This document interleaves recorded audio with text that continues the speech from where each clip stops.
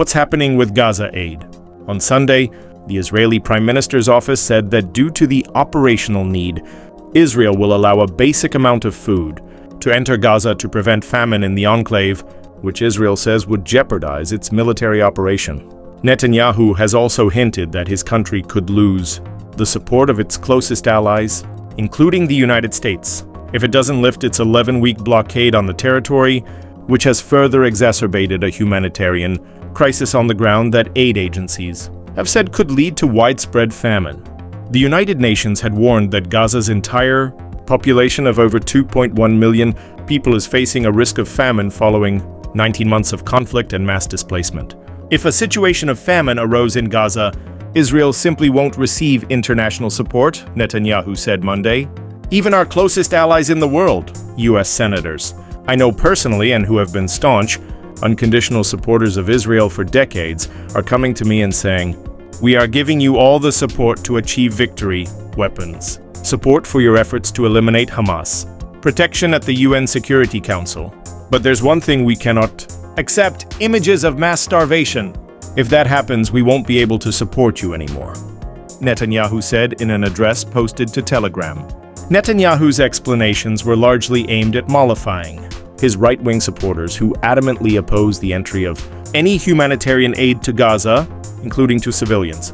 Asked when aid will start entering into the enclave, Netanyahu's office said Monday that it will happen in the near future. Almost 500,000 people in Gaza are projected to be facing starvation. Israel's humanitarian blockade on Gaza since March Tech has intensified the food crisis in the Strip, with the entire 2.1 million population experiencing high levels of food insecurity, including 469,500 people at risk of starvation, according to a projection by the Integrated Food Security Phase Classification, a controversial American-backed organization, Gaza Humanitarian Foundation, GHF, tasked with delivering aid to the territory, welcomed the Israeli announcement about allowing food aid as a bridging mechanism until the group is fully operational. The foundation is meant to run a new, tightly controlled mechanism for aid deliveries that has been approved by Israel and the US, which both countries say is designed to prevent Hamas from stealing aid. Given that the initial sites would only be in southern and central Gaza, the UN warned this could be seen to be encouraging Israel's publicly stated goal of forcing the entire Gazan population out of northern Gaza, as Defense Minister Israel Katz put it earlier this month. Jake Wood, the foundation's executive director, said Israel has also agreed to allow it to establish 2 sites in northern Gaza, which he believes can be up and running within the first 30 days of its operations. Wood told CNN that he did not yet know when or how many aid trucks Israel would allow into Gaza, and said he believes much of the humanitarian community's opposition to the mechanism is based on misinformation. How have others reacted? Rights advocates say the US and Israeli-backed plan would militarize aid, endanger civilian lives, and encourage their forced displacement.